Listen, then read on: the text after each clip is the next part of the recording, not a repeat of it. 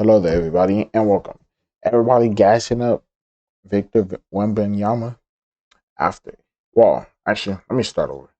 Heat beating Celtics 3-0, Lakers down 3-0, Nuggets winning. I feel like the Nuggets going to win it all. But yeah, keep the same energy. Suns lost, but we took them get to 6. We would have won game 2 if Chris Paul didn't get hurt. But that's neither here nor there because we're already out. But let's talk about this. The harsh truth. It's probably going to be something about his knees, huh? Like how bigs or like extremely big people always had knee problems. In 1997, the San Antonio Spurs were one of the worst teams in the entire NBA. Oh, Finishing the season with just 20 wins and with a rookie head coach leading the way, their future was uncertain. Their two best players were an aging Dominique Wilkins just 1 year away from his last NBA season, and their franchise player in David Robinson, who was sidelined with a season-ending injury that would linger for the rest of his career. The franchise was in a downward spiral with no end in sight. But what they did have was one more chance to make it right. Coming off the worst season in franchise history, the Spurs were given the third best odds to get the first overall pick in the 1997 draft. Exactly what the organization needed to rejuvenate their roster. But according to pre-draft evaluations, the gap between the potential first pick and the third pick was massive. Get the third pick and settle for a small forward out of Utah named Keith Van Horn, or win the lottery and land on the best NBA prospect in over a decade, a 4-year starter out of Wake Forest by the name of Tim Duncan. And on the day of the draft lottery, the future of the Spurs franchise and the future of the NBA would change forever. I hate this game. Actually, no, I don't. I just hate people who play classic. The second pick in the 1997 NBA draft goes to the Philadelphia 76ers. And that means that the first pick in the 1997 NBA draft goes to the San Antonio Spurs. Congratulations. See this guy right here? That's Spurs chairman Peter Holt. And in this moment, he was the happiest man on earth because he just won the first overall pick in the 97 NBA draft. Who he would pick was already a foregone conclusion. But not Peter or anyone else at the time knew that the Spurs just won the rights to one of the greatest players in the history of the game. And this very moment was the beginning of one of the greatest dynasties in NBA history. And now 26 years later, luck would have it that the Spurs have found themselves right in the middle of another historic night once again, because they now have the rights to the #1 overall pick in the 2023 NBA draft. And the prospect they plan on picking up is claimed to be bigger and better than anything we have ever seen. As we get closer to draft day, the hype surrounding Victor Wembanyama is growing by the minute. Experts and analysts claiming he's the greatest prospect in the history of the sport. And I still think that's LeBron. Some even claiming he's the best prospect of any sport ever. The franchise that gets him believed to have hit the basketball jackpot that will set them up for 2 decades of success and championships. But how good can one prospect actually be? Fans already talking about future championships for the Spurs since they've essentially landed Victor. But turning potential greatness into real winning and championships is a task that very few players have ever been capable of doing. Today's video is sponsored by DraftKings. The playoffs are in full swing, and even if your team is losing, DraftKings is here to make you a winner. $5 bet, put that in multi, and if fantasy sports wager. Out of the last 25 #1 overall draft picks, how many do y'all think have won a Finals MVP? Maybe 4? 1.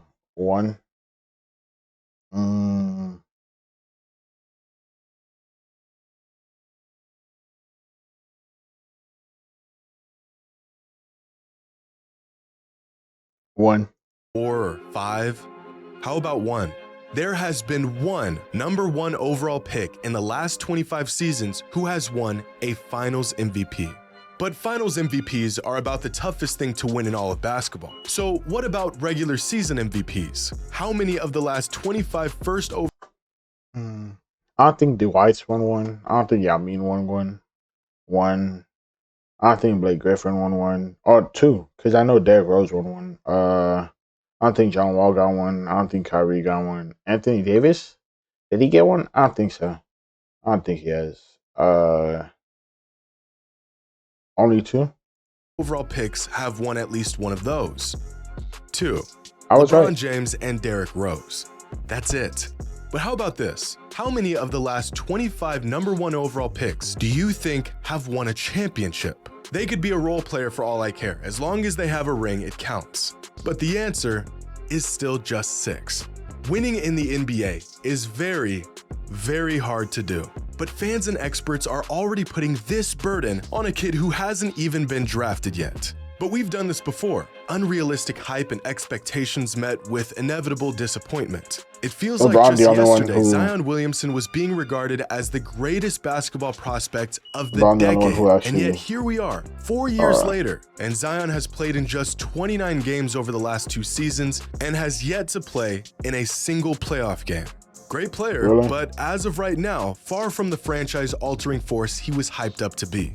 Here's another player who was said to be a generational prospect coming into the NBA, LeBron, the only one who's actually done it. Being that he was the successor to LeBron King James.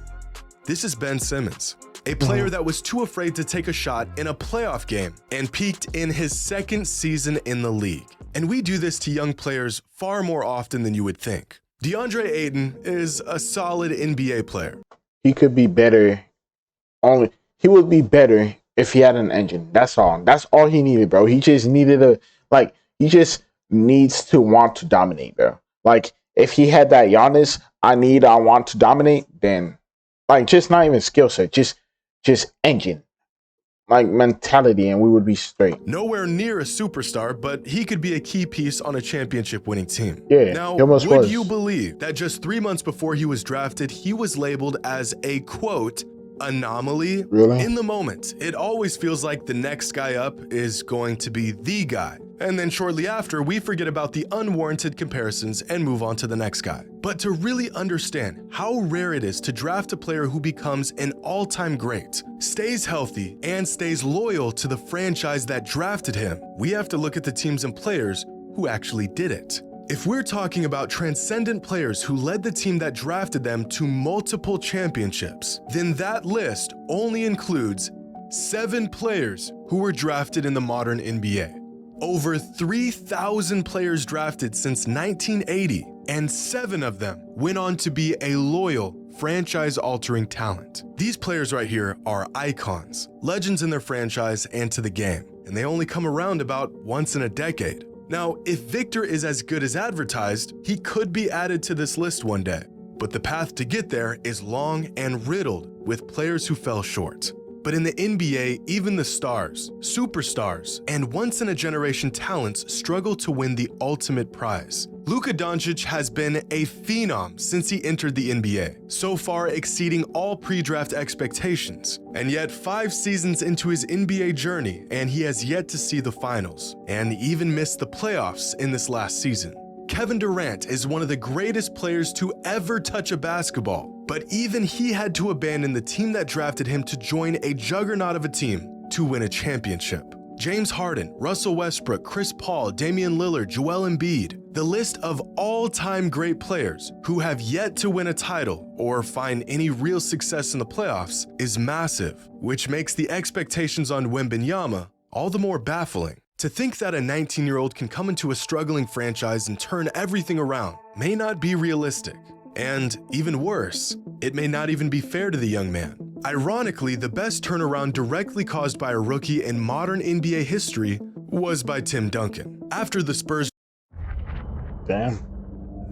I mean, he is telling the truth, though. You're not drafted Duncan, their win total jumped from 20 wins in 1997 to 56 wins in 1998. A 36-win jump in Timmy's first season with the team and a championship in his second season. This is by far the greatest leap a team has ever seen simply by adding a rookie to their roster. Larry Bird was another immediate franchise-altering player for the Celtics, but that was nearly half a century ago. LeBron couldn't do it, KD couldn't do it, Steph and Michael took years to pull it off, and yet somehow we don't just want, but we expect this 19-year-old kid to do it. I really think some fans don't understand the pressure that they are putting on Wembanyama. Yeah. He could be great, amazing, injury-free, generational, and to expect this level of excellence out of him could still be far too much. Over the past 25 seasons, the average MVP finishes the season with a win share total of 15.2. Over that same time span, the average All-Star has a win share total of 10. And among the 450 active players in any given season, the average single-season win share total across the league is just 2. Now, over the last 25 years, among #1 overall picks in their rookie season, the average win share total is 4.2. That number jumps to 5.7 in their second season and then hits 7.9 in their third season. But by season 4, many of these once prodigies start to lose their minutes. They fall out of the rotation, they fail to adapt their game and skill sets to the NBA, and the average win share falls to 6.7. And by season 5, by the time we as fans have made a decision on these players, the average win share total falls to just 5.9, about the same as the average starter in the NBA. This is the career of an average #1 overall pick in the NBA. We see #1 overall players as the guys who went on to have great careers. Guys like Kyrie and Anthony Davis and LeBron. But we went on to have 1 overall pick in the NBA. We see #1 overall players as the guys who went on to have great careers. Guys like Kyrie and Anthony Davis and LeBron. But we forget that far more often, these #1 overall picks pan out to be players like Markelle Fultz, Andrea Bargnani, and Kwame Brown. But even for the groundbreaking prospects who are league-ready the day they put on an NBA jersey, the result is still rarely a championship or real hardware or impact. Over the last 25 years, the players who had the largest impact in their rookie season were Chris Paul, Ben Simmons, and Blake Griffin, followed by the 12 next best rookies of the last 25. I feel like Ben Simmons is screwed up because he came in second year seasons. You are looking at the greatest rookie seasons of this century, and yet only half of them were even the best player on their team by the end of their first season in the league. But I want y'all to take a guess at how many of these players even made the playoffs in their rookie season. I don't know. Got your answer? 1? 2. Which means out of the 15 best rookies who've entered the league over the last 25 seasons, not a single one of them led their team to the playoffs. And among these same 15 rookie sensations, by their third season in the league, only 4 of them managed to lead their team to the playoffs as the best player on the team.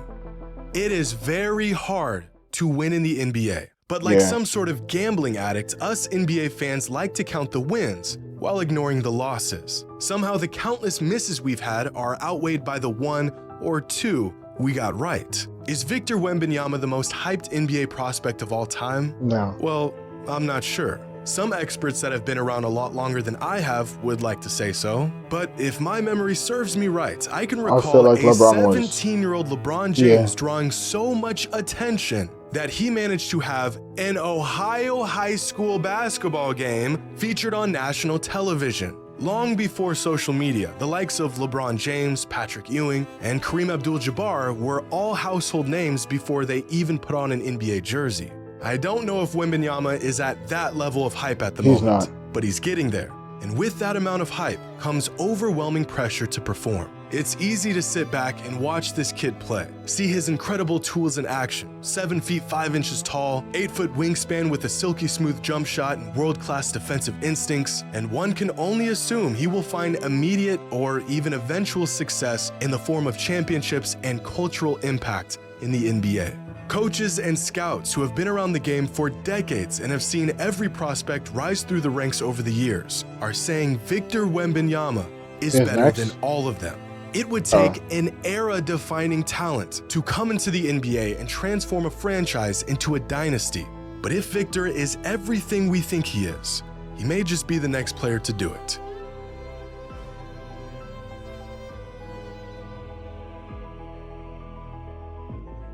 That's tough for doing. It was his day, so shots were fired. Put some respect on Duncan's rookie year and team subsolver. You know what? Let's ignore that. As a Spurs fan, this video just makes me appreciate Tim Duncan even more. I hope Wembley stays healthy. Yeah. Jimmy's videos are Okay, a lot of Spurs fans in the comments. But yeah, like, subscribe. See you guys later. Hope you have a good day or night, and bye.